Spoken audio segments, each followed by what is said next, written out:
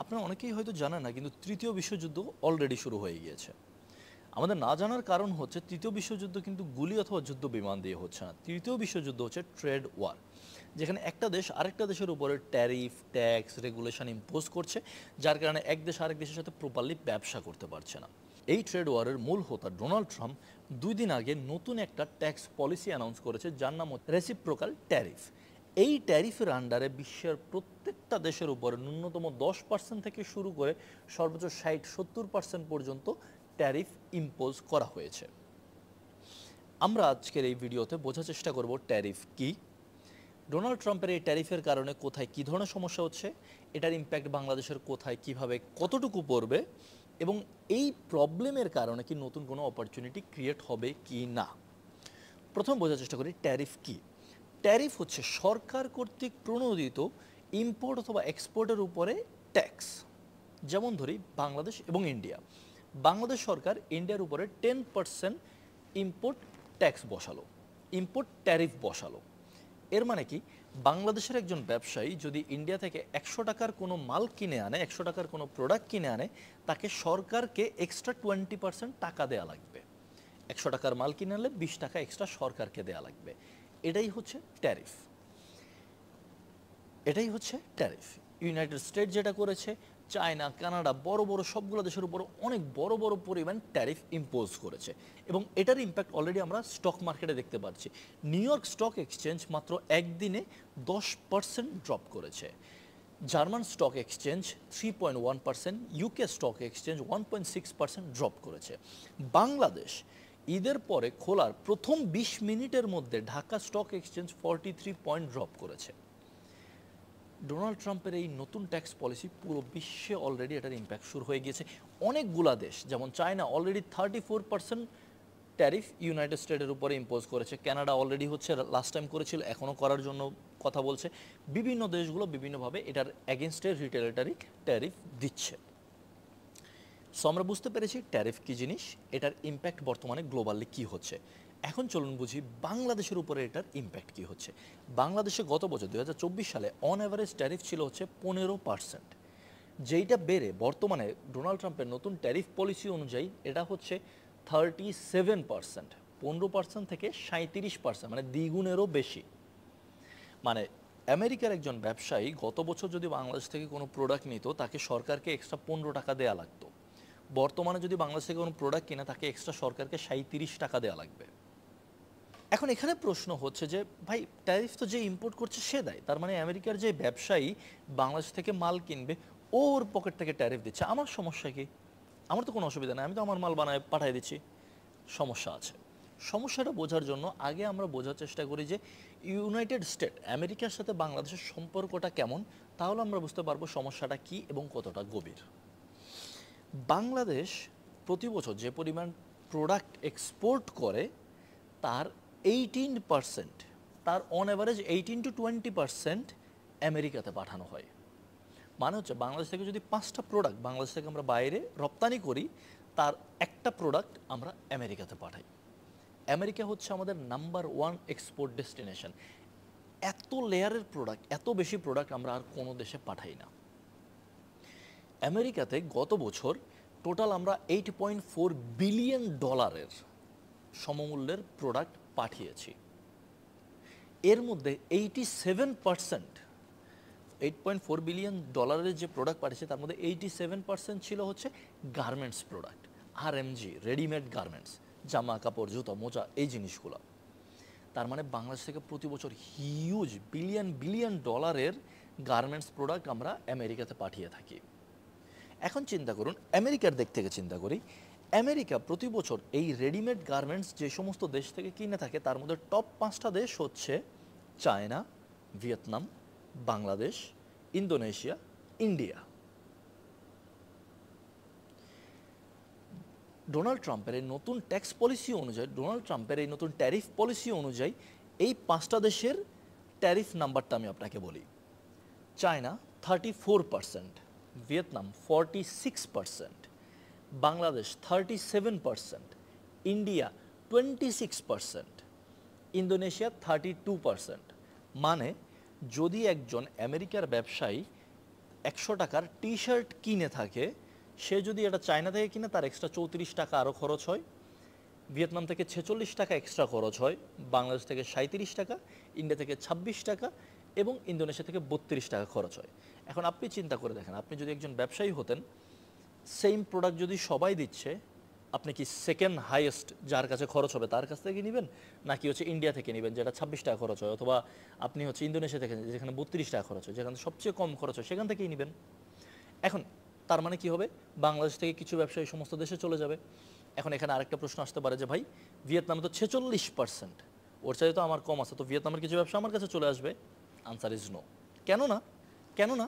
তার কারণ হচ্ছে ইউনাইটেড স্টেট যখনই হচ্ছে এই নতুন ট্যারিফটা অ্যানাউন্স করে, সাথে সাথে ভিয়েতনামের প্রেসিডেন্ট ডোনাল্ড ট্রাম্পকে কল দেয় এবং তাদের মধ্যে একটা বায়োল্যাটারাল চুক্তি নিয়ে অলরেডি কথা চলছে। এই চুক্তির আন্ডারে দুইজনই চেষ্টা করছে জিরো ট্যারিফ পলিসিতে যাওয়ার জন্য, যে ভিয়েতনাম আমেরিকার কোনো প্রোডাক্টের উপর ট্যারিফ নেবে না, আমেরিকা ভিয়েতনামের কোনো প্রোডাক্টের ট্যারিফ নেবে না। এইটা যখন হয়ে যাবে, যে 5টা দেশ থেকে আমেরিকা সবচেয়ে বেশি আরএমজি প্রোডাক্ট কিনে, গার্মেন্টসের প্রোডাক্ট কিনে, তার মধ্যে বাংলাদেশ হচ্ছে দি মোস্ট এক্সপেন্সিভ। তাহলে চিন্তা করুন, একজন আমেরিকার যদি ব্যবসায়ী প্রোডাক্ট কিনতে চায়, সে কি বাংলাদেশ থেকে কিনবে না নাকি অন্য 4টা দেশ থেকে কিনবে? এইটাই হচ্ছে বাংলাদেশের উপরে ইম্প্যাক্ট। বাংলাদেশ থেকে সবচেয়ে বেশি গার্মেন্টস প্রোডাক্ট যায় হচ্ছে আমেরিকাতে। আমেরিকার ব্যবসায়ীরা বাংলাদেশ থেকে প্রোডাক্ট কেনা এখন আর প্রফিটেবল না, তারা অন্যান্য দেশ থেকে কিনতে স্বাচ্ছন্দ্য বোধ করবে।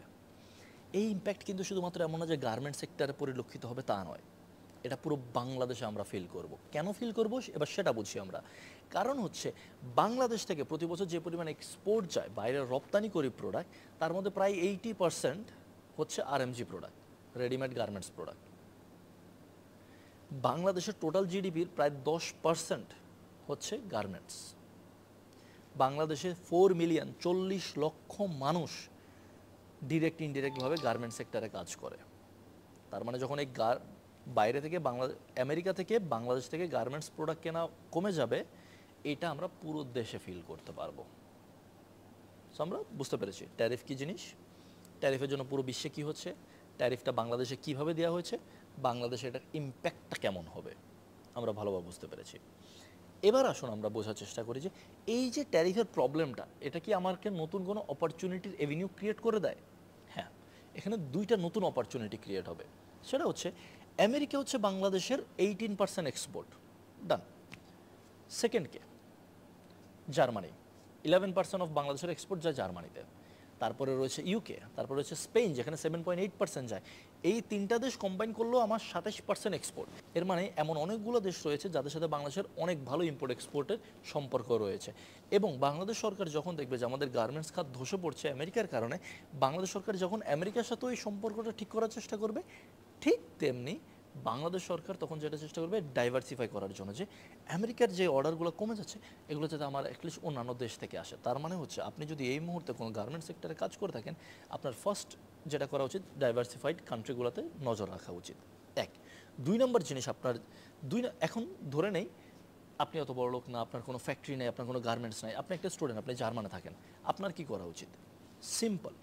আপনি যদি এই মুহূর্তে জার্মানে থাকেন, আপনি ভালো করে জানেন যে বাংলাদেশ সরকার হচ্ছে কিছুদিনের মধ্যে অন্যান্য দেশের সাথে ভালো একটা চুক্তি করবে, যাতে করে আমাদের এই অর্ডারগুলো অন্যান্য দেশ থেকে আনতে পারি। আপনি আগে আগে গিয়ে কিছু ফ্যাশন হাউসে কথা বলুন, আপনি আগে আগে গিয়ে কিছু স্টোরে কথা বলুন যে ভাই আপনি টি শার্ট এখন কোন দেশ থেকে কিনেন, কত ডলার করে কিনেন, আমি এই টি শার্ট আমি বাংলাদেশ থেকে আপনাকে সেম টি শার্ট এর সাথে কমে এনে দিই। সরকার যখন হচ্ছে ভালো একটা ট্যাক্স পলিসি, ভালো একটা ট্যারিফ পলিসি দিবে, তখনই আপনি হচ্ছে মাল নিয়ে ওই দেশে বিক্রি করলেন। এছাড়াও যেমন ধরুন, এছাড়াও আরেকটা জিনিস যেটা হতে পারে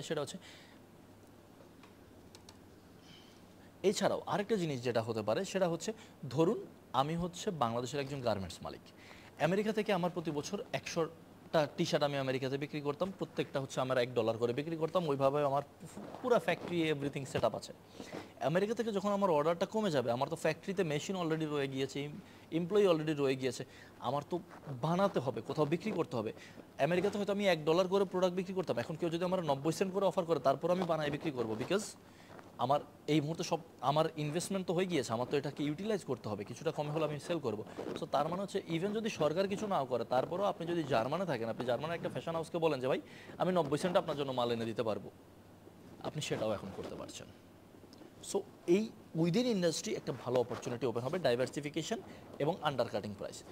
সেকেন্ড একটা জিনিস যেটা হবে সেটা হচ্ছে বাংলাদেশের, যেটা আমরা একটু আগেই কথা বলছিলাম, যে বাংলাদেশের টোটাল এক্সপোর্টের 80% একটা নির্দিষ্ট সেক্টরে আটকা রয়েছে, এবং এই সেক্টরে একটা কিছু হলেই দেখা যাচ্ছে আমার পুরো দেশ নড়বড়ে হয়ে যাচ্ছে। এই জন্য বাংলাদেশ সরকার এখন যেটা করা উচিত, অথবা যেটা করার সবচেয়ে বেশি চান্স রয়েছে, সেটা হচ্ছে গার্মেন্টস ছাড়া অন্যান্য জায়গাতেও ফোকাস আস্তে আস্তে বাড়াবে, যাতে করে আমাদের গার্মেন্টসের উপর ডিপেন্ডেন্সিটা একটু কমে আসে। গার্মেন্টসের উপর ডিপেন্ডেন্সিটা যদি কমে আসে, নেক্সট প্রোডাক্ট কী?